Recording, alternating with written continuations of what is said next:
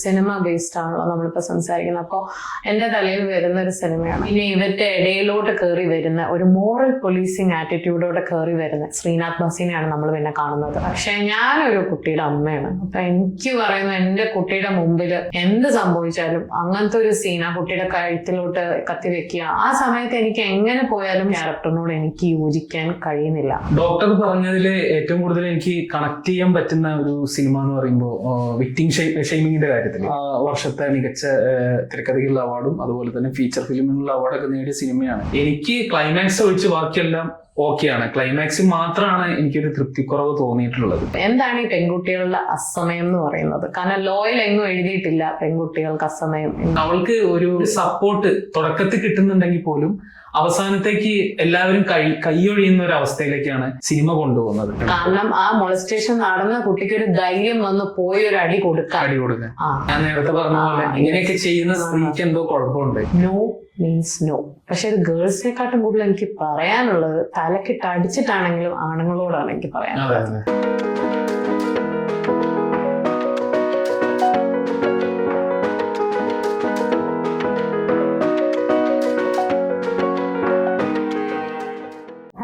Welcome to another episode of doctor Nora talks. ഞാൻ doctor നോറയാണ്. അപ്പോൾ ഇന്ന് നമ്മൾ ചർച്ച ചെയ്യാൻ ഉദ്ദേശിക്കുന്നത് കുറച്ചൊരു എന്താ പറയുക, ഏതൊരു കാലവും കുറച്ച് കോൺട്രവേഴ്സി ക്രിയേറ്റ് ചെയ്യുന്ന ഒരു ഇഷ്യൂയെ കുറിച്ചാണ് നമ്മൾ ഇന്ന് സംസാരിക്കാൻ പോകുന്നത്. മൊളസ്റ്റേഷൻ അല്ലെങ്കിൽ പീഡനം. അപ്പോൾ ഈ ഒരു പീഡനം എന്നുള്ള വാക്ക് എങ്ങനെ പോയാലും സ്ഥിരം നമ്മൾ കേൾക്കുന്നു, ന്യൂസിലും എല്ലാവരുടെയും. അപ്പോൾ ഡിസ്കഷൻസും അങ്ങനെയൊക്കെ തന്നെ. ഇപ്പം അന്നത്തെ കാലം തൊട്ടാണെങ്കിൽ റേഡിയോയിലെ ചർച്ചകളാണെങ്കിൽ ന്യൂസ് പേപ്പർ, പിന്നെ ഈ പറഞ്ഞ പോലെ ന്യൂസിൽ കാണുക, അങ്ങനെ. പിന്നെ ഇപ്പോഴത്തെ കാലമാണെങ്കിൽ റീലല്ലാതെ പോഡ്കാസ്റ്റ്, ഇതിലൂടെയൊക്കെ എപ്പോഴും ഇതൊരു ചർച്ചാ വിഷയമാണ്.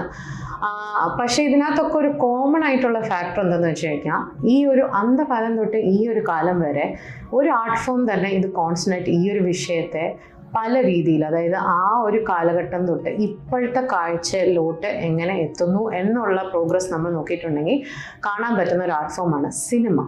അതുകൊണ്ട് തന്നെയാണ് നമ്മൾ ഇന്നൊരു സിനിമ കണ്ണിലൂടെയാണ് ഈ ഒരു ടോപ്പിക്കിനെ നമ്മൾ ഡിസ്കസ് ചെയ്യാൻ ഉദ്ദേശിക്കുന്നത്. Because I think it is N I opener for the non reading community. കാരണം എല്ലാവരും ഇപ്പം പത്രം വായിക്കുന്നവരല്ല. അപ്പോൾ കൂടുതലും പക്ഷെ ഒരു സിനിമ എങ്ങനെയായാലും കാണാത്ത ആൾക്കാർ കുറവാണ്. പോരാത്തതിന് റീലിൽ പോലും നമ്മൾ ചെയ്യുന്ന പല കാര്യങ്ങളും സിനിമ ബേസ്ഡ് ആണ്. അപ്പോൾ എങ്ങനെ പോയാലും സിനിമ കാണാത്തവർ കുറവ് തന്നെയാണ്. ആ ഒരു കാഴ്ചപ്പാടിൽ നമ്മൾ എടുക്കുകയാണെങ്കിൽ ഈ ഇഷ്യൂവിനെ കുറിച്ച് സംസാരിക്കേണ്ടിയിരിക്കുന്നു. അപ്പോൾ ഞാനൊരു മൂവി എക്സ്പേർട്ട് അല്ല. അതുകൊണ്ട് തന്നെ എനിക്ക് എല്ലാ സിനിമയും ഞാൻ കണ്ടിട്ടുണ്ട് എന്ന് ഞാൻ പറയുന്നില്ല. കാരണം ഞാനൊരു ഡെന്റിസ്ട്രി എന്നുള്ള ഒരു പ്രൊഫഷണൽ കോഴ്സ് BDS ആണെങ്കിലും MDS ആണെങ്കിലും പഠിക്കുന്ന കാലത്ത് കുറേ സിനിമകൾ വന്നു പോയി, ഞാൻ പലതും മിസ് ചെയ്തിട്ടുണ്ട്. എന്നാൽ പോലും സർട്ടൻ മൂവീസ്, ഇതുപോലെ ഞാൻ പറഞ്ഞു ഇങ്ങനത്തെ കോൺട്രവേഴ്ഷ്യൽ ടോപ്പിക്സിനെ സറൗണ്ട് ചെയ്ത സർട്ടൻ മൂവീസ് നമ്മളെ ഭയങ്കരമായിട്ട് സ്ട്രൈക്ക് ചെയ്യും. അത് നിങ്ങളുടെ കൂടെ ഇന്ന് ഡിസ്കസ് ചെയ്യാൻ വേണ്ടിയിട്ടാണ് എനിക്ക് പരിചയമുള്ള ഒരു മൂവി ബഫിനാണ് നിങ്ങൾക്ക് ഞാൻ ആദ്യം തന്നെ ഇൻട്രൊഡ്യൂസ് ചെയ്ത് തരുന്നത്. ആളുടെ പേര് Vishnu Ashokan. So let's all welcome Vishnu to our show. Welcome to our show Vishnu. ഇനി വിഷ്ണു തന്നെ നമ്മുടെ ഓഡിയൻസിന് വേണ്ടിയിട്ട് 2 വാക്ക് പറഞ്ഞേക്ക് വിഷ്ണുവിനെ കുറിച്ച്. എൻ്റെ പേര് വിഷ്ണു. പഠിച്ചത് BA ഹിസ്റ്ററിയും അതുപോലെ തന്നെ ജേർണലിസത്തിൽ PG ഡിപ്ലോമയാണ്. ഞാൻ വലിയൊരു സിനിമ സ്നേഹിയാണ്. കൂടുതലായിട്ടും കാണുന്നത് ഇന്ത്യയിലെ ഏറ്റവും കൂടുതൽ കണ്ടന്റുകൾ ഇറക്കുന്നത് മലയാളം ഫിലിം ഇൻഡസ്ട്രിയാണ്. ഏറ്റവും കൂടുതൽ കാണുന്നത് മലയാള സിനിമയാണ്. സിനിമ തിയേറ്ററിൽ പോയി കാണാറുണ്ട്, അതുപോലെ തന്നെ OTT പ്ലാറ്റ്ഫോംസിലും സിനിമ കാണാറുണ്ട്. അപ്പോൾ ഇന്ന് നമ്മളിവിടെ ചർച്ച ചെയ്യാൻ പോകുന്ന വിഷയം എന്ന് വെച്ച് കഴിഞ്ഞാൽ പീഡനമാണ്. അപ്പോൾ എനിക്ക് തോന്നുന്നത് അതിപ്പോ ഈ ഒരു മൊളസ്റ്റേഷൻ എന്ന് പറയുന്നത് വളരെ കോമൺ പ്ലേസ് ആയിട്ടുണ്ട്. ഇപ്പോൾ എനിക്ക് തോന്നുന്നത് വെച്ച് കഴിഞ്ഞാൽ കേരളത്തിലൊക്കെ എനിക്ക് തോന്നുന്നത് ഇപ്പൊ അങ്ങനെ ഒരു സംഭവം ഉണ്ടായിട്ടുണ്ടെങ്കിൽ ആരെങ്കിലും വീട്ടിൽ പോയി പറയുന്ന പോലും ഇല്ല എന്നാണ് എനിക്ക് തോന്നുന്നത്. കാരണം അത് അത്രയും കോമൺ ആയി. പകരം നമ്മൾ എങ്ങനെ നമ്മളെ തന്നെ ഡിഫെൻഡ് ചെയ്യാം എന്ന് മാത്രമേ ഇപ്പൊ നോക്കുന്നുള്ളൂ. മറ്റേത് എന്തെങ്കിലും നടക്കും എന്നുള്ള രീതിയാണ്. പക്ഷെ എനിക്ക് തോന്നുന്നു അതിന്റെ മെയിൻ കാരണം എന്ന് വെച്ച് കഴിഞ്ഞാൽ ലോസ് സ്ട്രോങ് അല്ല എന്നുള്ളതാണ്. അപ്പോൾ വിഷ്ണുവിന്റെ അഭിപ്രായം എന്താണ്? ഇപ്പോ പീഡനം ഇപ്പോഴത്തെ ഒരു കേരളത്തിൽ എങ്ങനെയാണ്? പീഡനത്തെ കുറിച്ച് പറയുമ്പോൾ കൂടുതലും കണക്ട് ചെയ്യേണ്ട ഒരു പ്രധാനപ്പെട്ട ഒരു പ്ലാറ്റ്ഫോം എന്ന് പറഞ്ഞാൽ മാധ്യമങ്ങളാണ്. ഒരു പീഡനം നടന്നു കഴിഞ്ഞാൽ ഏറ്റവും കൂടുതൽ ചർച്ച ചെയ്യപ്പെടുന്നത് അന്തിച്ചർച്ചകളായിട്ട് മാധ്യമങ്ങളിലൂടെയാണ് നമ്മൾ കാണാറുള്ളത്. സെൻസേഷണൽ ന്യൂസുകളാണ് അവർക്ക് പീഡനങ്ങൾ. അതിനപ്പുറം അതിനെതിരെ ഒരു സീരിയസ് ആയിട്ടുള്ള ഒരു ലോയോ അല്ലെങ്കിൽ ലോ ഉണ്ടെങ്കിൽ തന്നെ അതിനെതിരെ ഒരു ചെയ്ത ആൾക്ക് പ്രതിക്ക് കാര്യമായിട്ടുള്ള ശിക്ഷയോ കാര്യങ്ങളൊന്നും കിട്ടുന്നില്ല എന്നുള്ളതാണ്. വെറും ഒരു തലക്കെട്ട്, ഒരു വാർത്തയുടെ തലക്കെട്ടാവുന്നു, അതുപോലെ തന്നെ മാധ്യമങ്ങളുടെ ഒരു ചർച്ചാ വിഷയം മാത്രമായിട്ടാണ് മാറുന്നത്.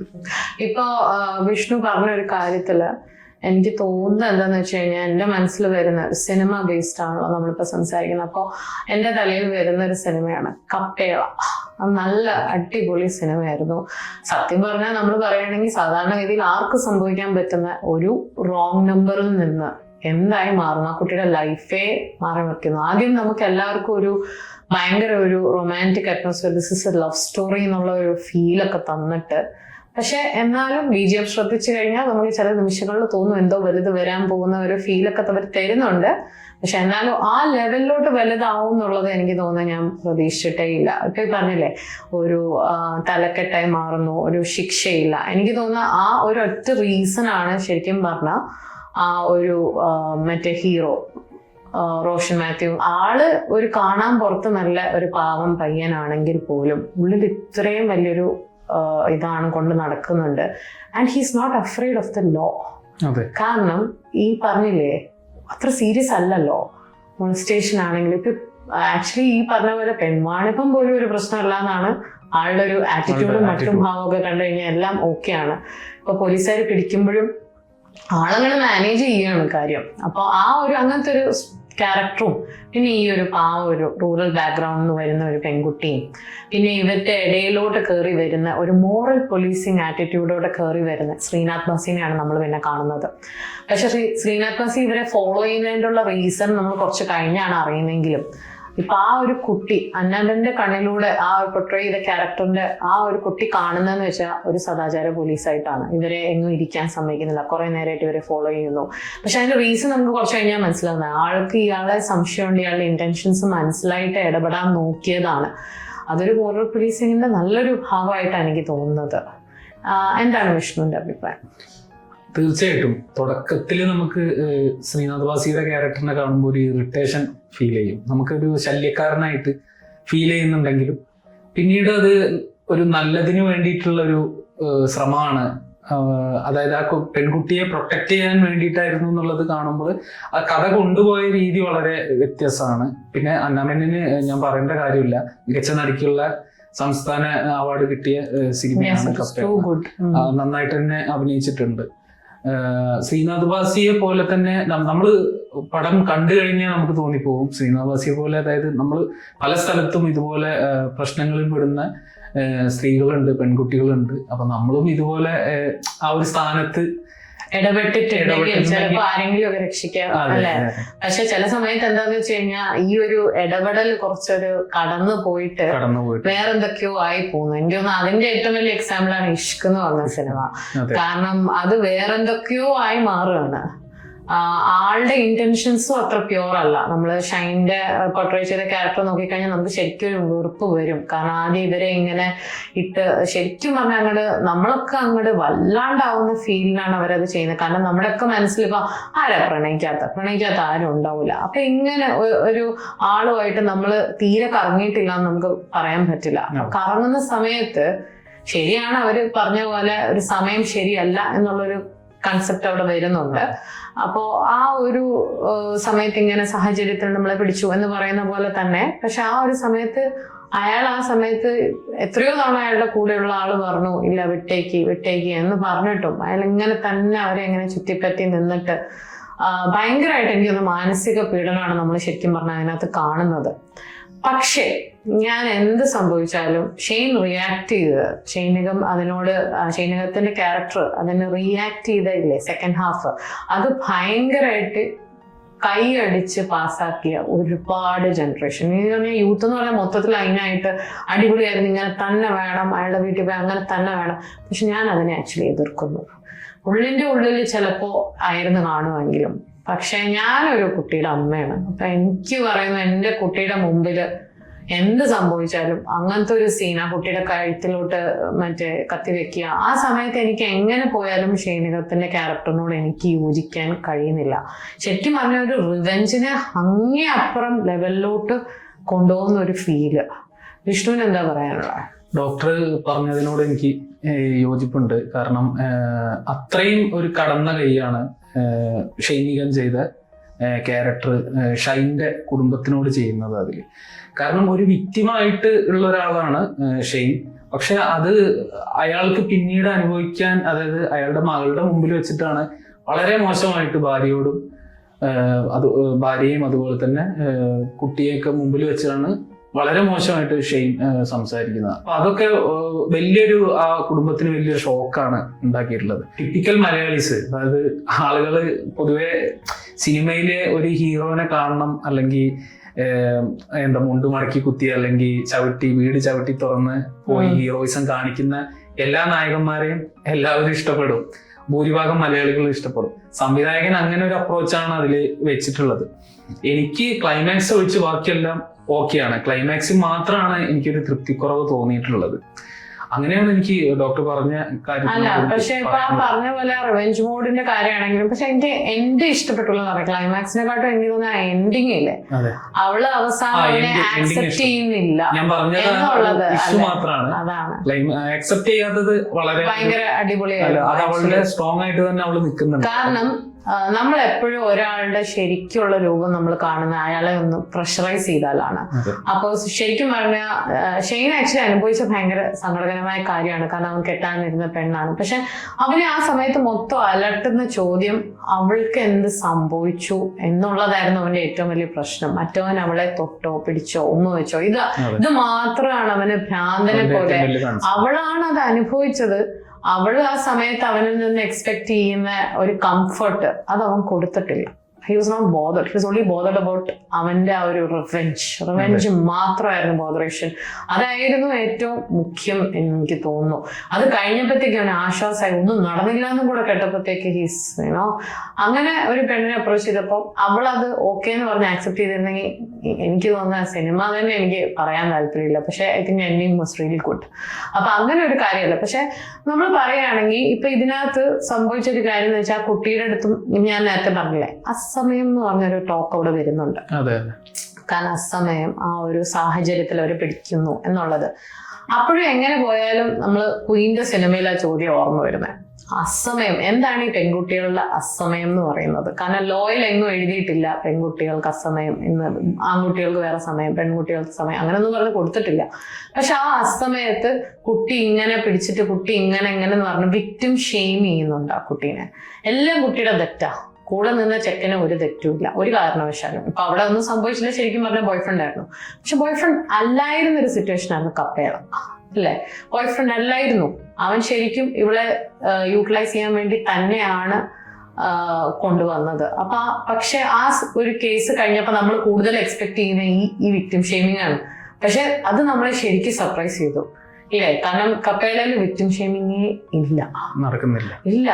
ആക്ച്വലി ശ്രീനാഥ് ആ ഒരു ഫ്രണ്ടിന്റെ കുറിച്ച് കൊണ്ട് സംസാരിപ്പിക്കും. അതാണ് പറയുന്നതും ഇതൊക്കെ സാധാരണമാണ്, അതങ്ങ് വിട്ടേക്ക്. ഒരു റിവെഞ്ച് മെന്റാലിറ്റി അല്ല. ശരിക്കും പറഞ്ഞാൽ ഇഷ്കിന്റെ നേരെ എതിർവശമാണ് അത് വരുന്നത്. റിവെഞ്ചിന് ഇമ്പോർട്ടൻസ് കൊടുക്കാതെ ഇതിൽ നിന്ന് എങ്ങനെ മുന്നോട്ട് നീങ്ങുക, കുട്ടി അത് മാത്രം ചിന്തിക്കുക. ഇതിപ്പം പറ്റിപ്പോയി, വലിയ കുഴപ്പമൊന്നും ഉണ്ടായില്ലല്ലോ എന്നുള്ള രീതിയിൽ അവളെ ആക്ച്വലി സമാധാനിപ്പിക്കുകയായിരുന്നു, സാന്ത്വനിപ്പിക്കുകയായിരുന്നു. പിന്നെ നമ്മൾ യൂഷ്വലി ഇപ്പൊ സദാചാരമായിരുന്നു ആ ഒരു സ്ഥാനത്തെങ്കിൽ, എനിക്ക് തോന്നുന്നു ഇന്നത്തെ നമ്മൾ പേടിക്കുന്ന ടൈപ്പ് സദാചാരമായിരുന്നെങ്കിൽ ആ കുട്ടീനെ ഓട്ടോ കയറ്റിയ ഉടനെ ഞാൻ അടുത്ത ബസ്സിൽ കയറ്റിവിടാം, വീട്ടിലോട്ട് വിട്ടോ. പക്ഷെ ആ കുട്ടി പറയുന്നുണ്ട് എനിക്കൊന്ന് ബീച്ച് കാണണം. അപ്പൊ ഞാൻ എക്സ്പെക്ട് ചെയ്തത് ഇങ്ങനെ ബീച്ചോ ഇതൊക്കെ കഴിഞ്ഞിട്ട് ഇനി ബീച്ച്. കാരണം അതാണ് സത്യം പറഞ്ഞാൽ നമ്മുടെ ഉള്ളിൽ എല്ലാവരും പറയുന്നത്. നമ്മൾ ഗേൾസ് ഇപ്പൊ അവൾ എന്തുകൊണ്ട് അങ്ങനെ ഇറങ്ങി വന്നു, അവളുടെ തെറ്റാണ്. അവളെങ്ങനെ ഇറങ്ങി വന്നു, അവൾ കാണാത്ത ഒരു പയ്യന്റെ അടുത്ത് എങ്ങനെ ഇറങ്ങി വന്നു? കണ്ടാ വന്ന പയ്യന്റെ അടുത്ത് ഇറങ്ങി വന്നാലും ചോദ്യം സെയിമാ, എന്തിനിറങ്ങി വന്നു, അവൾ എന്ത് ധൈര്യത്തിൽ വന്നു എന്നുള്ളൊരു ചോദ്യം. യെസ്, അവൾ അനുഭവിച്ച അയാളെ അവിടെ ആരും ഒന്നും പറയുന്നില്ല, എല്ലാരും ബിസിയാണ് ഇവളെ ഇരുന്ന് കുറ്റപ്പെടുത്തുന്നതിന്. അപ്പൊ അവിടെ ശ്രീനാഥിന്റെ ക്യാരക്ടർ കാണിച്ച ചേഞ്ച് എനിക്ക് ഭയങ്കര ഇഷ്ടപ്പെട്ടു. അതിനിപ്പോ എന്താ, ബീച്ച് കാണാമല്ലോ എന്ന് പറഞ്ഞ് അവളെ കൊണ്ടുപോയി അവളെ ഭയങ്കരമായിട്ട്, എനിക്ക് തോന്നുന്നത് അതായിരിക്കും എൻഡില് കാണിക്കുന്നുണ്ടല്ലോ നമ്മുടെ അനാമന്റെ ക്യാരക്ടർ. അവള് മറ്റവനെ പെട്ടെന്ന് പോയി കെട്ടുന്നതായിട്ട് ഒന്നുമല്ല കാണിക്കുന്നത്. അവളുടെ സ്റ്റാൻഡ് നിൽക്കുന്നു, അവള് നോക്കാം എന്നുള്ള രീതിയിൽ അവളുടെ ലൈഫ് നോർമലായി തന്നെ ജീവിക്കുന്നു. എനിക്ക് തോന്നുന്നത് അതാണ് നമ്മുടെ ക്രൗഡ് ചെയ്യേണ്ട ഏറ്റവും ആദ്യത്തെ കാര്യം ഈ വിക്ടിം ഷെയ്മിങ് മാറ്റി വെച്ചിട്ട് ആൾക്കാരെ കംഫർട്ട് ചെയ്യണം. എനിക്ക് തോന്നുന്നു ഒരുപാട് സൂയിസൈഡ്സും ഒരുപാട് കാര്യങ്ങൾ ഒഴിവാക്കാൻ പറ്റും തോന്നുന്നു അല്ലെ?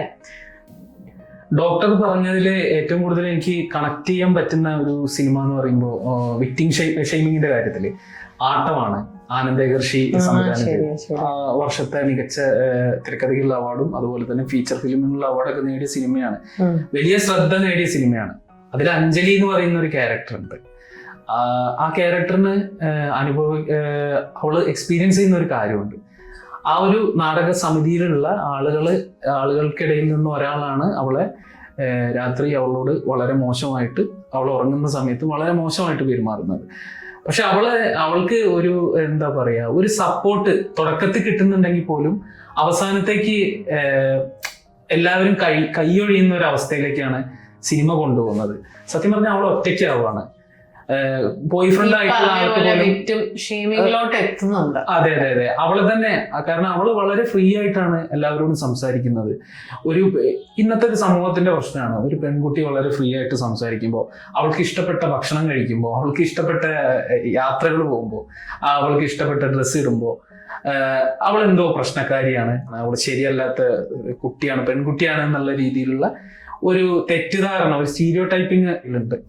അപ്പോ ഇൻഡിപെൻഡന്റ് ആയിട്ട് ജീവിക്കുന്ന ഒരു സ്ത്രീയെ പറ്റി എല്ലാവരും അങ്ങനെ പറയുന്നതാണ്. എനിക്ക് അങ്ങനെയാണ് തോന്നിയിട്ടുള്ളത്. കാരണം സുധീർ എന്നൊരു ക്യാരക്ടർ അതില് അവളെ വളരെ ടേക്ക് കെയർ ചെയ്ത്, ഒരു നന്മമരം പോലെ ടേക്ക് കെയർ ചെയ്ത് കൊണ്ടുപോകാനായിട്ട് ശ്രമിക്കുന്നുണ്ട്. ഭാര്യയുടെ അടുത്ത് ഡ്രസ്സിങ് ശരിയല്ല, അപ്പോ അവളെന്താ ഇത്ര ഇങ്ങനെ പെരുമാറുന്നത് എന്നുള്ള രീതിയിലൊക്കെ. എനിക്ക് സത്യത്തില് എന്റെ ഏറ്റവും വലിയ ഒരു സംശയം എനിക്ക് തോന്നിയിട്ടുള്ളത് സുധീറിനെ തന്നെയാണ്. സുധീറാണ് അത് ചെയ്തിട്ടുള്ളത്. സുധീർ തുടക്കത്തിൽ തന്നെ, അതായത് ഷാജോൺ അവതരിപ്പിച്ച കഥാപാത്രത്തിനെയാണ് എല്ലാവരും കുറ്റം പറയുന്നത്. കാരണം അവനാണ് ചെയ്തിട്ടുണ്ടാവുക എന്നുള്ളത്. കാരണം ഡോക്ടർ സിനിമ കണ്ടതാണല്ലോ.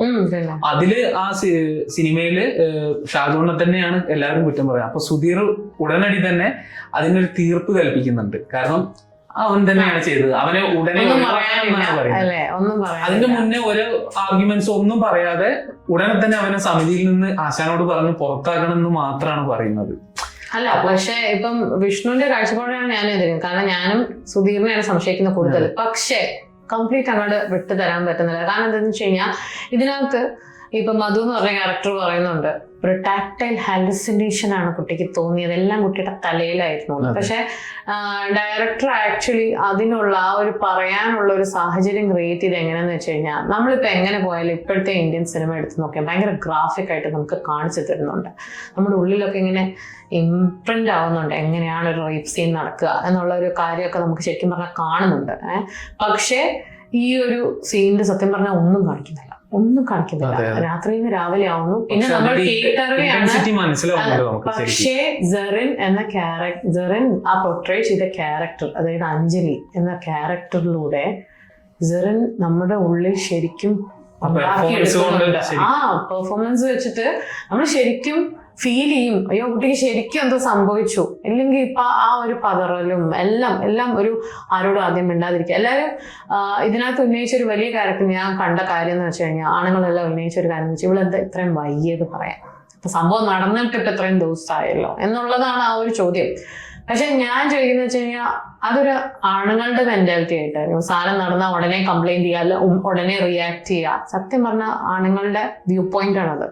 ഞാൻ ആക്ച്വലി ഒരു പെണ്ണിന്റെ വ്യൂ പോയിന്റ് പറയുകയാണെങ്കിൽ അവൾ അത്രയെങ്കിലും നേരത്തെ അത് പറഞ്ഞല്ലോ എന്നാണ് ഞാൻ ചിന്തിക്കുന്നത്. കാരണം ഇന്നത്തെ ഇപ്പൊ നമ്മളൊക്കെ നമ്മുടെ എനിക്കൊന്ന് പാസ്റ്റിലൊക്കെ ആണെങ്കിൽ എന്ത് സംഭവിച്ചാലും ഉള്ളിൽ ഒതുക്കിക്കോ, പുറത്ത് പറയരുത്, നാണക്കേടാണ്, നിനക്കൊന്നും സംഭവിച്ചിട്ടില്ല.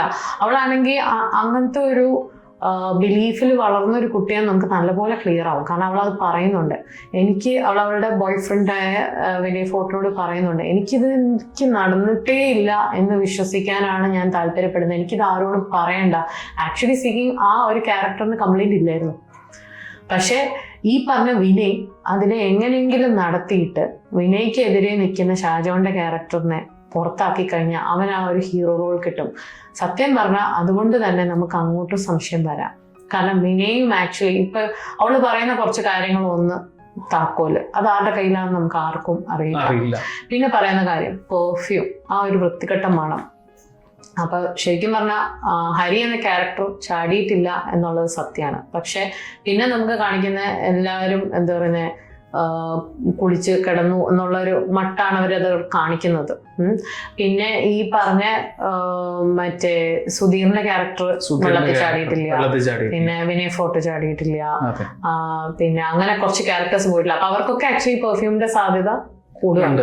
താക്കോല് കീ എടുത്തു കൊണ്ടുപോകുന്ന ആളെ പോലും നമുക്ക് സംശയിക്കാം. കാരണം ഇപ്പം മറ്റേ എന്താ പറയുന്നത് വിനയ് ഫോർട്ടിന്റെ ഫ്രണ്ടായിട്ട് കുറെ നേരം നിന്ന ഒരാള്, അപ്പൊ ആ ഒരു ആളുടെയും ആ ഒരു ചാൻസ് ഞാൻ കാണുന്നു എന്ന രീതിയായിരുന്നു. സത്യം പറഞ്ഞാൽ ആരും ആവാം. പക്ഷെ എനിക്ക് തോന്നുന്നത് വെച്ചാൽ ഡയറക്ടർ എൻഡ് ചെയ്തതാണ് അതിന്റെ ഒരു രസം. കാരണം നമ്മളിപ്പോ എങ്ങനെ പറഞ്ഞാലും ആരാണ് എങ്ങനെയാണ് വന്ദന ഓർക്കുന്നത്, ഗാഥാജാം എങ്ങനെയാ ഓർക്കുന്നത് അതിന്റെ എൻഡിങ്. കാരണം എനിക്ക് തോന്നുന്നു അവരത് മീറ്റ് ചെയ്തിരുന്നെങ്കിൽ ചിലപ്പോ ആ സിനിമ ആൾക്കാർ മറന്നുപോയേനെ. നല്ലൊരു സിനിമയായിരുന്നു എന്ന് മാത്രമേ പറയുള്ളൂ. പക്ഷെ ഇപ്പോഴും അതിങ്ങനെ തെളിച്ച് പറയുന്നതിന്റെ കാര്യം ഈ ഒരു എൻഡിങ് ആയിരുന്നു. കിട്ടാതെ പോയി അല്ലെ, നമ്മൾ തെളിച്ചു നോക്കുന്ന അതേപോലത്തെ ഒരു എൻഡിങ് ആയിരുന്നു ആട്ടം. പക്ഷെ ഡയറക്ടറിന്റെ ഇന്റൻഷൻ എനിക്ക് തോന്നുന്നു, എന്റെ പേഴ്സണൽ അഭിപ്രായമാണ്, ഇന്റൻഷൻ എനിക്ക് തോന്നിയെന്ന് പറഞ്ഞാൽ അഞ്ജലി എന്ന ക്യാരക്ടർ, അതായത് സെറിൻ പോർട്രേ ചെയ്ത ആ ക്യാരക്ടർ ഇത് കഴിഞ്ഞ് ഇറങ്ങുമ്പോൾ ഒരു സ്ട്രോങ് വുമൺ ആയിട്ട് പുള്ളിക്കാരി അതിൽ നിന്ന് അങ്ങോട്ട് ഇറങ്ങാണ്, നിങ്ങളായി നിങ്ങളുടെ പാടായി എന്ന് പറഞ്ഞിട്ട്. എന്നിട്ട് പുള്ളിക്കാരി ഇതിനെക്കുറിച്ച് ആ ഒരു സ്കിറ്റ് ഉണ്ടാക്കുന്നുണ്ട്. അതിലൂടെ പുള്ളിക്കാരി പോർട്രേ ചെയ്യുന്ന പുള്ളിക്കാരിന്റെ മനസ്സിന്റെ ഉള്ളിലെ ഒരു ഫാക്ടറാണ്. എനിക്ക് അതാണ് ആ ഡയറക്ടർ ചെയ്തതിൽ ഏറ്റവും അടിപൊളിയായി തോന്നിയത്. ഇപ്പൊ നമ്മളിപ്പോ ഇത് പറയുന്നത് ഇന്ന ആളായിരിക്കും എന്ന് നമ്മൾ ഡിസ്കസ് ചെയ്യുന്ന സത്യം പറഞ്ഞാൽ വേസ്റ്റ് ഓഫ് ടൈമാണ്. നമുക്കത് അറിയേണ്ട ആവശ്യമില്ല. എൻഡ് ചെയ്ത് നോക്കിയിട്ടുണ്ടെങ്കിൽ ആ പറഞ്ഞ ആരും ആവാം. അങ്ങനെ ഒരു ഓപ്ഷൻ അവിടെ കിടക്കുന്നത്. അത് അവർക്ക് അറിയാനും താല്പര്യമില്ല. ആരും ആവാം. ഇപ്പൊ അവര് പിന്നെ പോയി അവളുടെ അടുത്ത് പറഞ്ഞാലും അവർക്ക് ആ ഫേസ് കാണണ്ട എന്നാണ് അവൾ പറയുന്നത്. കാരണം ഈ കൂടെ നിന്നവന്മാര് തന്നെ ഈ പറഞ്ഞ വിക്ടിം ഷെയിമിന്റെ പേരില് പ്ലേറ്റ് മറിച്ചവരാണ്. ഒരു വേറെ പുറത്തു പോകാൻ ഓപ്പർച്യൂണിറ്റി കിട്ടുന്നു എന്ന് പറഞ്ഞപ്പോൾ അങ്ങനെ തിരിഞ്ഞ ഒരാളുടെ കൂടെ എന്ത് ട്രസ്റ്റ് അല്ലെങ്കിൽ എന്ത് സേഫ് ഫീലിംഗ് കൊണ്ട് അവൾ അവിടെ നിൽക്കും? ഇപ്പൊ ഇവര് ശരിക്കും പറഞ്ഞ ആള് പോയി സോറി പറഞ്ഞാലുള്ള കാര്യമാണ് ഞാൻ പറയുന്നത്. അപ്പോഴും എന്ത് സേഫ്റ്റിയാണ് ഉള്ളത്? ശരിക്കും പറഞ്ഞാൽ അവര് പോർട്രേ ചെയ്തത് ഇപ്പൊ നമ്മുടെ കൂടെ സൈഡിൽ ഇരിക്കുന്ന ആള് വരെ ആവാം. പക്ഷെ അത് മാത്രല്ല, ആക്ഷൻ മാത്രല്ല, തോട്ടിലൂടെയും ആവാം. കാരണം ഇപ്പൊ തുടക്കത്തിൽ ഞാൻ പറഞ്ഞില്ലേ, എല്ലാരും കൂടെ കുറച്ചുപേരെങ്കിലും ഒക്കെ സപ്പോർട്ട് ഉണ്ടാകും. പിന്നെ അതിങ്ങനെ പ്ലേറ്റ് മറന്നു. അതായത് സത്യം പറഞ്ഞാൽ ആ തോട്ട്സിലൂടെ നിങ്ങൾ പറയാണ് എന്താ പറയുന്നത്, കുട്ടിക്ക് തോന്നിയതാണ് എല്ലാം. വിക്ടിം ഷെയിം ചെയ്തിട്ട് ഇങ്ങനെ ഒരു സംഭവമേ നടത്തിയിട്ടില്ല എന്ന് വരുത്തിയെടുക്കുകയാണ്. കുട്ടിയുടെ തലയിലാണ് എല്ലാം എന്നുള്ള രീതിയിൽ അങ്ങനെ എല്ലാവരും അങ്ങോട്ട് ഒരുമിക്കുന്നുണ്ട്. സത്യം പറഞ്ഞാൽ ഒരു ആരും ആവാം. കാരണം ആരെയും ആക്ച്വലി നമുക്ക് കുറ്റപ്പെടുത്താം. അതാണ് എനിക്ക് തോന്നിയ ഒരു ക്യാരക്ടർ. പിന്നീട് അതിനുശേഷം അവർക്ക് വലിയൊരു കുറ്റബോധം തോന്നിയിട്ട് ഉണ്ടാവാം. അതായിരിക്കും അവളുടെ പ്ലേ കാണാൻ വേണ്ടിയിട്ട് അവര് വന്നത്. പക്ഷെ അവളുടെ കലയിലൂടെയാണ് അവളത് പറയുന്നത്. അതായത് അവളുടെ രോഷം പ്രകടിപ്പിക്കുന്നത്. അവരെല്ലാവരും വേദിയിൽ ഇരിക്കുന്നുണ്ട്.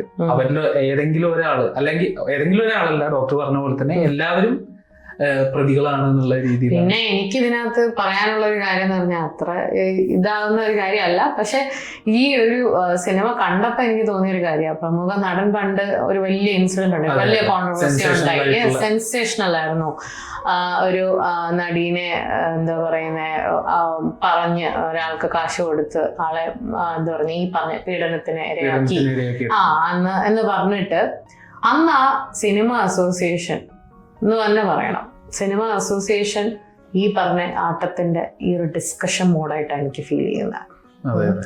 അപ്പൊ തുടക്കത്തിൽ കുറച്ചു പേരെങ്കിലും ഈ പറഞ്ഞ നടിക്ക് കൂട്ടുണ്ടായിരുന്നെങ്കിലും അവസാനം ആരും ഇല്ല, നടി ഒറ്റയ്ക്ക്. അതായത് ഗേൾ എപ്പോഴും എന്ത് സംഭവിച്ചാലും എന്താ ഇല വന്ന് മുള്ള വീണാലും മുള്ളു വന്ന് ഇല വീണാലും പേര് കേട്ട സ്ത്രീ സംഘടനകൾ പോലും കൂടെ ഇല്ലാത്ത അവസ്ഥയായിരുന്നു. രോഷം പ്രകടിപ്പിച്ചെങ്കിലും പിന്നീട് അത് ഉണ്ടായിട്ടില്ല. ആട്ടത്തെ കുറിച്ച് ഡോക്ടർ സംസാരിച്ചപ്പോ എനിക്ക് ഓർമ്മ വന്ന മറ്റൊരു സിനിമയാണ് പ്രതി പൂവങ്കോഴി എന്ന് പറയുന്നത്. റോഷൻ ആൻഡ്രൂസ് സംവിധാനം ചെയ്ത സിനിമയാണ്.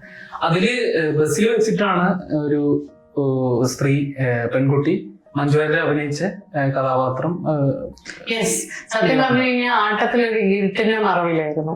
പക്ഷെ ഇതൊരു ബ്രോഡ് ഡേ ലൈഫ് കാണുന്നുണ്ട്. അവൾ അതിനെതിരെ, അതായത് അയാളെ കാണാൻ വേണ്ടി പോകുന്നുണ്ട് പലതവണ മാർക്കറ്റിലും. അതുപോലെ തന്നെ അയാൾക്ക് ശിക്ഷ കൊടുക്കണം. അതെ, റിവെഞ്ച് മോഡൽ. കാരണം ആ കഥാപാത്രം ഒരുപാട് സാമ്പത്തിക ഭദ്രതയുള്ള വീട്ടിലുള്ള ആളല്ല. ടെക്സ്റ്റൈൽസിൽ സാധാരണ ഒരു ജോലിക്ക് പോകുന്ന സെയിൽസ് ഗേൾ ആണ്. എന്നിട്ട് കൂടി മേലെ ആകാശം താഴെ ഭൂമി എന്നുള്ള രീതിയിൽ ജീവിക്കുന്ന ആളാണ്. എന്നിട്ട് കൂടി അതിനെതിരെ പോകുന്ന ഒരു ഞാൻ ശരിക്കും അപ്രീഷിയേറ്റ്. കാരണം ഇതിന്റെ പേരിൽ പുള്ളിക്കാരിക്ക് ജോലി പോയിട്ടും പുള്ളിക്കാരി ആ റിവെഞ്ച് വിട്ടിട്ടില്ല. ഞാൻ ഒരു അടിയോ ഒരു വെട്ടോ കൊടുക്കാതെ ഞാൻ വിടില്ല എന്നുള്ള രീതിയിൽ. പക്ഷെ എനിക്ക് അതിനകത്ത് എന്താ പ്രശ്നം, പ്രശ്നം എന്നല്ല, ഒരു പ്രത്യേകത തോന്നിയെന്ന് വെച്ച് കഴിഞ്ഞാൽ പുള്ളിക്കാരിക്ക് ആക്ച്വലി എന്തിൽ കിട്ടുന്നില്ല, ആ ഒരു സാറ്റിസ്ഫാക്ഷൻ കിട്ടുന്നില്ല. കാരണം അവൾ ആക്ച്വലി തളർന്നു കിടക്കുക. എന്നാലും അവൾ അവളുടെ ദേഷ്യം തീർക്കുന്നത് അവളെല്ലാം വിട്ട് ഇനി എനിക്കൊന്നും ചെയ്യണ്ട, ഇനി ചെയ്തിട്ട് കാര്യമില്ല, അങ്ങനെ ഒരു ഡെസ്പ് മോഡിൽ പുള്ളിക്കാരി തിരിച്ചു വരുമ്പോൾ വേറൊരു മോളസ്റ്റേഷൻ ബസ്സിൽ കാണുന്നതാണ്. അത് അങ്ങോട്ട് അവള് ആൻഡപ്പനായിട്ടാണ് അവൾ കാണുന്നത്. അന്ന് അവൾക്ക് ചെയ്യാൻ പറ്റാഞ്ഞതെല്ലാം അവൾ അന്ന് അവിടെ ചെയ്തു.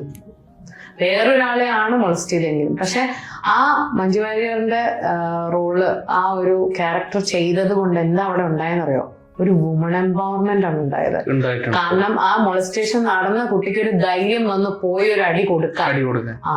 അല്ലെങ്കിൽ എന്താ, എല്ലാരും പകച്ചു നിൽക്കും, സങ്കടപ്പെടും, പിന്നെ അങ്ങോട്ട് ഉള്ളിൽ ഒതുക്കുക എന്നുള്ളൊരവസ്ഥയാണ്. ഇപ്പൊ അവരൊക്കെ പറയുന്നില്ലേ, ഒരു സേഫ്റ്റി പിൻ എടുത്ത് നടക്കുക, അതാണ് നമുക്ക് ആവശ്യം, നമ്മളെ ഡിഫെൻഡ് ചെയ്താൽ മതി. പക്ഷെ ആ മഞ്ജു വാര്യറിന്റെ കാഴ്ചപ്പാടായിരിക്കണം ഇന്നത്തെ മോഡേൺ വുമൺ എനിക്ക് തോന്നുന്നത് തിരിച്ച് റിയാക്ട് ചെയ്തിരിക്കണം എന്നുള്ളതാണ്. പിന്നെ എനിക്ക് തോന്നുന്നത് വെച്ചാൽ അതൊരു സിംഗിൾ വുമന്റെ ധൈര്യമാണോ എന്ന് നമുക്ക് അറിയത്തില്ല. ഇപ്പൊ അങ്ങനെ നോക്കുകയാണെങ്കിൽ ഇപ്പോ മാരീഡ് ആയിട്ടുള്ള ഏതൊരു കേരള വുമൻ പറഞ്ഞു കഴിഞ്ഞാലും എന്റെ ഭർത്താവ് എന്നെ സംരക്ഷിക്കും എന്നുള്ളൊരു വിശ്വാസമാണ്. നേരെ അച്ഛന്റെ വീട്ടിൽ നിന്ന് ഭർത്താവിന്റെ വീട്ടിൽ പോകുന്ന ഒരുപാട് ഗേൾസ് അങ്ങനെയാണ് പോകുന്നത്. ഒരു സംരക്ഷണത്തിൽ നിന്ന് മറ്റൊരു സംരക്ഷണത്തിൽ. ഏറ്റവും വലിയ ഉദാഹരണമാണ് പണി എന്ന് പറഞ്ഞിട്ടുള്ള. പണി മാത്രല്ല, വരത്തെന്ന് പറഞ്ഞ മൂവി അതാണ്. അവള് പറയുന്നതും അങ്ങനെയാണ്, എനിക്കിനി എന്താ പറയുന്നത്, മറ്റേ ഫഹദിന്റെ ക്യാരക്ടറുമായിട്ട് എനിക്കിങ്ങനെ നിൽക്കാൻ പറ്റില്ല, എനിക്ക് എന്റെ അച്ഛൻ തന്ന സെക്യൂരിറ്റി എബിക്ക് എനിക്ക് തരാൻ കഴിയുന്നില്ല എന്ന് പറഞ്ഞിട്ടാണ് അവിടെ നടക്കുന്നത്. അപ്പൊ ശരിക്കും പറഞ്ഞാൽ ആ ഒരു ക്യാരക്ടർ ഒരുപാട് ഗ്രാഫിക് ആയിട്ട് കാണിച്ചില്ല, പക്ഷെ പണിയിൽ അത് ഭയങ്കര സഡനായിട്ട് റിയാക്ട് ചെയ്യുന്നുണ്ട്. അതായത് ജോർജ് എന്ന് പറഞ്ഞ ക്യാരക്ടർ. പക്ഷെ ഇതിൽ എബി ഒരുപാട് ആ ക്യാരക്ടറിന്റെ ഗ്രാഫ് ഇങ്ങനെ കയറി വരികയായിരുന്നു. പക്ഷെ എന്ത് പോയാലും ഒരു ലെവൽ ഓഫ് വയലൻസ് ഉണ്ട് എന്നുള്ളൊരു പ്രൂഫ് നമുക്ക് തരുന്നുണ്ട്. കാരണം ഓരോ ഇങ്ങനത്തെ ഇൻസിഡന്റ് വരുമ്പോഴും ആൾക്കൊരു ഡീപ്പ് തോട്ട് നോട്ടം ഉണ്ടായിരുന്നു. അത് നമ്മൾ എന്തിനാണ് അവസാനം അറിയുന്ന ആളുടെ പവർ.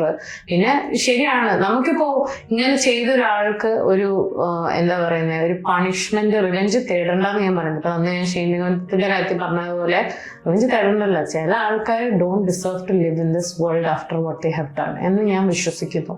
അപ്പൊ ശരിക്കും പറഞ്ഞാൽ പണിയില് ഇപ്പൊ വരത്തന്നാണെങ്കിൽ അവനെ കത്തിച്ചു വിട്ടത് എനിക്ക് അങ്ങോട്ട് ഇഷ്ടപ്പെട്ടു. എനിക്ക് ഭയങ്കര ഇഷ്ടപ്പെട്ടു. ആ ഒരു ഞരമ്പ് രോഗിക എനിക്ക് ഭയങ്കര സാറ്റിസ്ഫാക്ഷൻ ആയിരുന്നു. പിന്നെ അതുപോലെ തന്നെയാണ് ഇപ്പൊ ഈ പണിയിൽ സത്യം പറഞ്ഞാൽ എൻഡ് ചെയ്തത് ഭയങ്കര വയലന്റ് ആണ്. പക്ഷെ ഞാനൊന്നും പറയില്ല, അത്രയും എന്താ പറയുക, കോലിട്ട് കുത്തിയിട്ടുണ്ട് മറ്റവന്മാര്. അപ്പൊ എനിക്കത് തോന്നുന്നത് ഡിസ്റ്റർബിങ് ആയിട്ടാണ് എനിക്ക് തോന്നുന്നത്. പക്ഷെ ഇതൊക്കെ പോട്ടെ, നമ്മൾ ഈ പറഞ്ഞ പോലെ ഇങ്ങനൊക്കെ കാര്യങ്ങളാണെങ്കിലും എനിക്ക് തോന്നുന്നത് എനിക്ക് ഭയങ്കരമായിട്ട് മോളസ്റ്റേഷൻ വൈസ് പ്രോപ്പർ ആയിട്ട് നീങ്ങിയ ഒരു ചാനലിൽ ജയിച്ച ഒരു സ്റ്റോറിയാണ് ഞാൻ നെക്സ്റ്റ് പറയുന്നത്. പിങ്ക് എന്ന് പറഞ്ഞ സിനിമ എടുത്തിട്ടുണ്ടെങ്കിൽ yes, it is so good. കാരണം എന്ന് വെച്ചാൽ ഒരു കോർട്ട് റൂം ഡ്രാമയിലൂടെ, അതായത് ലീഗൽ ജസ്റ്റിസ് കിട്ടുന്നു. അതാണ് എനിക്ക് ആ സിനിമയിൽ ഏറ്റവും ഇഷ്ടപ്പെട്ടത്. അടിപൊളിയായിരുന്നു. കാരണം എന്താണെന്ന് വെച്ച് കഴിഞ്ഞാൽ നമുക്ക് ജസ്റ്റിസിലൊരു വിശ്വാസമില്ല. ഇപ്പോഴത്തെ മൂവീസ് കാണിക്കുന്ന ഒരു കാഴ്ചപ്പാടിൽ ഇപ്പൊ നമ്മൾ കേൾക്കുന്ന കാര്യങ്ങളാണെങ്കിലും ഒരു ജസ്റ്റിസ് ഇല്ല. നീതി ഒരുപാട് വൈകി കിട്ടുമ്പോൾ അത് നീതിയാവുന്നില്ല. അതാണ് നമുക്ക് മനസ്സിലാക്കുന്നത്. പക്ഷെ പിങ്ക് എന്ന് പറഞ്ഞ സിനിമ ആക്ച്വലി നമുക്ക് ആ ഒരു, ഇവരിപ്പോ അതിനു വേണ്ടി കുറെ നാള് നടന്നെങ്കിലും ഇപ്പൊ നീതി ലേറ്റ് ആയാൽ നീതി അല്ല എന്ന് പറഞ്ഞില്ലേ. പക്ഷെ ആ ഒരു കേസിൽ എന്താണെന്ന് അറിയില്ല, എനിക്കൊരു സാറ്റിസ്ഫാക്ഷൻ ഉണ്ട്, നീതി കിട്ടി. പക്ഷെ ഈ പറഞ്ഞ പോലെ ആ ഒരു എക്സ്ട്രീം ഹാപ്പിനെസ് അവർക്ക് അത് കിട്ടിയെന്ന് വിശ്വസിക്കാൻ പറ്റാത്ത രീതിയിലാണ് കിട്ടിയത്. പക്ഷെ അതിനകത്ത് നമ്മൾ ഭയങ്കരമായിട്ട് ശ്രദ്ധിക്കുന്ന ഒരു കാര്യം എന്താണെന്ന് അറിയോ, ഒരു റൂൾ ബുക്ക് അവിടെ അമിതാഭ് ബച്ചന്റെ ക്യാരക്ടർ ക്രിയേറ്റ് ചെയ്യുന്നുണ്ട്. ഗേൾസ് ആണുങ്ങളുടെ കൂടെ പുറത്തു പോകാൻ പാടില്ല, മറ്റേ പോയി കുടിക്കാൻ പാടില്ല, ഫ്രീ ആയിട്ട് സംസാരിക്കാൻ പാടില്ല. ഞാൻ നേരത്തെ പറഞ്ഞ പോലെ ഇങ്ങനെയൊക്കെ ചെയ്യുന്ന സ്ത്രീക്ക് എന്തോ കുഴപ്പമുണ്ട്. കുഴപ്പം മാത്രല്ല, സമൂഹം വിളിക്കും അല്ലെ, സത്യം പറഞ്ഞാൽ I'm giving you licence to mistreat me എന്നാണ് ആളുകൾ അതിനെ കാണുന്നത്. ചൂഷണം ചെയ്യാനുള്ള കാരണം അവൾ പറയുന്നത്, അതിനകത്ത് മെയിൻ ക്യാരക്ടർ പറയുന്നതെന്ന് വെച്ച് കഴിഞ്ഞാൽ എന്റെ പെങ്ങള്, അതായത് നല്ല വീട്ടിലെ പെണ്ണുങ്ങൾക്കൊന്നും ഇങ്ങനത്തെ കടിയില്ല, ആ ഒരു രീതിയിലാണ് പറയുന്നത്. ഭയങ്കര ചീപ്പായിട്ടാണ് ഇവിടെ ഒരു ശരിക്കും ഒരു കോളുകൾ. അവളൊരു നോർമൽ വർക്കിംഗ് വുമൺ ആണ്. ആ വീട്ടിൽ നിന്ന് മാറി നിന്ന് വീട്ടുകാർക്ക് ഇങ്ങനെ രാത്രി കയറി വരുന്ന ഒരു അസ്വസ്ഥത ആകണ്ട എന്ന് വിചാരിച്ച് അവള് കെയർ ചെയ്ത കാര്യം വരെ അവൾക്ക് അവളുടെ കാര്യങ്ങൾ നടത്താൻ വേണ്ടിയിട്ട് അവൾ അവളുടെ വീട്ടുകാരിൽ നിന്ന് മാറി നിന്നു. അവള് ചീപ്പാണ് എന്ന് വിക്ടിം ഷേമിങ് ഭയങ്കരമായിട്ട് ശരിക്കും നമുക്ക് കാണാൻ പറ്റും ആ ഒരു സിനിമയിൽ. പക്ഷെ ഇതിലെല്ലാം എനിക്ക് ഇഷ്ടപ്പെട്ട ലാസ്റ്റത്തെ കാര്യം, എനിക്ക് അതാണ് എല്ലാ ഗേൾസിനോടും പറയാനുള്ളത്. No means no. പക്ഷെ ഇത് ഗേൾസിനെക്കാട്ടും കൂടുതൽ എനിക്ക് പറയാനുള്ളത് തലക്കിട്ട് അടിച്ചിട്ടാണെങ്കിലും ആണുങ്ങളോടാണ് എനിക്ക് പറയാനുള്ളത്. കാരണം നോ മീൻസ് നോ. അതിപ്പോ കള്ള് കുടിച്ചു കഴിഞ്ഞിട്ടാണ് നോ പറയുന്നതെങ്കിലും കുഞ്ഞു ഉടുപ്പിട്ടിട്ട് കഴിഞ്ഞിട്ട് നോ പറഞ്ഞാലും എല്ലാവരുടെയും നോനൊരർത്ഥേ ഉള്ളൂ, നോ എന്നുള്ളതാണ്. അത് ഭയങ്കര ഇതായ രീതിയിലാണ് അത് കാണിച്ച കോർട്ട് റൂമില്. നമുക്ക് ശരിക്കും സങ്കടം വരും. പക്ഷെ answer is as simple as that. Message ഇത്രേ ഉള്ളൂ, നോ മീൻസ് നോ. അപ്പൊ എനിക്ക് തോന്നുന്നതെന്ന് വെച്ച് കഴിഞ്ഞാൽ വിഷ്ണു പിങ്ക് ലീഗൽ എന്ന് പറഞ്ഞ ഒരു വെബ്സൈറ്റിനെ കുറിച്ച് കേട്ടിട്ടുണ്ടോ? ഇല്ല, കേട്ടിട്ടില്ല. ഇല്ല, എന്നാൽ അടിപൊളി ഒരു വെബ്സൈറ്റ് ആണ്. I think all girls should know about it. കാരണം ഗേൾസിന് ആദ്യമായിട്ട് ഒരു എന്താ പറയാ, all over India all girls can approach completely ഒരു ലോയർ. എല്ലാ രീതിയിലും ലോ എങ്ങനെയൊക്കെയാണ് പെണ്ണുങ്ങളുടെ ഓരോ കാര്യങ്ങൾക്ക്. ഇപ്പം പണിയിലും വരുത്തലിലും ഒക്കെ അവരിങ്ങനെ വോയറിസം എന്ന് പറഞ്ഞൊരു സംഭവം യൂസ് ചെയ്യുന്നുണ്ട്. ദൃശ്യത്തിലും ക്യാമറ വെച്ച് റെക്കോർഡ് ചെയ്യുന്നതിനെ കുറിച്ച്. ഇപ്പൊ സത്യം പറഞ്ഞാൽ പണ്ട് നമ്മൾ പറയും എന്താ ഡ്രസ്സിംഗ് റൂമിൽ കയറിയിട്ട് ഡ്രസ്സ് മാറ്റുന്ന കടയിൽ പേടിയാ. പക്ഷെ അതിനെക്കാട്ടും ഇപ്പൊ പേടിക്കേണ്ടത് ഓപ്പറേഷൻ തിയേറ്ററിൽ വേറൊരാളുടെ ജീവൻ രക്ഷിക്കാൻ വേണ്ടിയിട്ട് നഴ്സ് മാറാൻ പോയിട്ടുണ്ടെങ്കിൽ അതുവരെ പേടിക്കണം എന്ന് ഒരു അങ്ങനത്തെ ഒരു വൃത്തികെട്ട ഒരു അവസ്ഥ ആയിട്ടുണ്ട്. പക്ഷെ എന്താണെന്ന് അറിയോ വിഷ്ണു പ്രശ്നം, ഇങ്ങനൊരു സംഭവം നമുക്ക് സംഭവിച്ചു കഴിഞ്ഞാൽ എന്താ ചെയ്യേണ്ടതെന്ന് ആർക്കും അറിയില്ല. അതാണ് ഞാൻ പറഞ്ഞ പിങ്ക് ലീഗ്. ഈ ഒരു പെണ്ണുങ്ങൾക്ക് ആവശ്യമുള്ള എല്ലാ ലോസും മാത്രമല്ല, അവർക്ക് എനിക്ക് തോന്നുന്നത് ചില കേസുകളിൽ ഓൾമോസ്റ്റ് ഫ്രീ ആയിട്ട് റെപ്രസെന്റ് ചെയ്യുന്നുണ്ട് ലോയേഴ്സ്. അതുപോലെ തന്നെ അഡ്വൈസ് കൊടുക്കുന്നുണ്ട്. ഓരോ കേസിനെ എങ്ങനെ അപ്രോച്ച് ചെയ്യണം, നിങ്ങൾക്ക് എങ്ങനെ ഇതിൽ ജസ്റ്റിസ് നേടിയെടുക്കാം എന്നുള്ള ഒരു, എനിക്ക് തോന്നുന്നത് ഓൾ ഓവർ ഇന്ത്യ ഒരൊറ്റ സൈറ്റേ എൻ്റെ അറിവിലുള്ളൂ, പിങ്ക് ലീഗൽ എന്ന് പറഞ്ഞിട്ട്. ബട്ട് ഐ തിങ്ക് ഇനി ഒരു പെണ്ണിനൊരു മൊളസ്റ്റേഷനോ കാര്യങ്ങളോ ഉണ്ടായിട്ടുണ്ടെങ്കിൽ അവളവിടെ പേടിച്ച് പകച്ചിരിക്കുകയല്ല. ഇനിയിപ്പോൾ ആൾക്കാരോട് പറയാനുള്ള മടിക്കാണെങ്കിൽ അറ്റ്ലീസ്റ്റ് ഈ വെബ്സൈറ്റ് എങ്കിലും അപ്രോച്ച് ചെയ്യണം എന്നാണ് എനിക്ക് തോന്നുന്നത്. അതിനകത്ത് ഈ പറഞ്ഞ ഒരു മെന്റൽ ഇഷ്യൂസിനെ വരെ അഡ്രസ്സ് ചെയ്യാൻ ആൾക്കാരുണ്ട്. അത്രേ നമുക്കിങ്ങനെ ഒരു ഇൻസിഡന്റ് ഉണ്ടായിട്ടുള്ളൂ. അതിന്റെ ഷോക്ക് പോലും ചിലപ്പോൾ നമുക്ക് എല്ലാവരുടെ അടുത്തും ഡിസ്കസ് ചെയ്യാൻ പറ്റണം എന്നില്ല. തീർച്ചയായിട്ടും ഇതിലൂടെ ഒരുപാട് പേര്, ഇത് കാണുന്ന ആൾക്കാർക്ക് സ്ത്രീകളും പെൺകുട്ടികളും ആദ്യമായിട്ട് കേൾക്കുന്ന ഒരുപാട് പേര്. കാരണം അത് അവർക്ക് എന്തെങ്കിലും ഒരു ഇഷ്യൂ അവരുടെ കൂടെയുള്ള വർക്ക് ചെയ്യുന്ന ആൾക്കോ അല്ലെങ്കിൽ അവര് ദൈനംദിന ജീവിതത്തിൽ കാണുന്ന ആൾക്കൊക്കെ ഉണ്ടെങ്കിൽ തീർച്ചയായിട്ടും അവർക്ക് ഇത് സജസ്റ്റ് ചെയ്ത് കൊടുക്കും. അപ്പോൾ thank you so much Vishnu for joining us on this show. അപ്പോൾ ഡിയർ വ്യൂവേഴ്സ്, എനിക്ക് പറയാനുള്ളത്, നിങ്ങൾക്ക് ഇന്നത്തെ ഈ എപ്പിസോഡ് ഇഷ്ടമായെങ്കിൽ, നിങ്ങൾക്ക് എന്തെങ്കിലും ഇങ്ങനത്തെ ഒരു വിഷയം സിനിമ കണ്ണിലൂടെ ഒന്ന് എക്സ്പ്ലോർ ചെയ്യണം എന്നുണ്ടെങ്കിൽ താഴെ കമന്റ് ചെയ്യുക. അപ്പോൾ see you guys.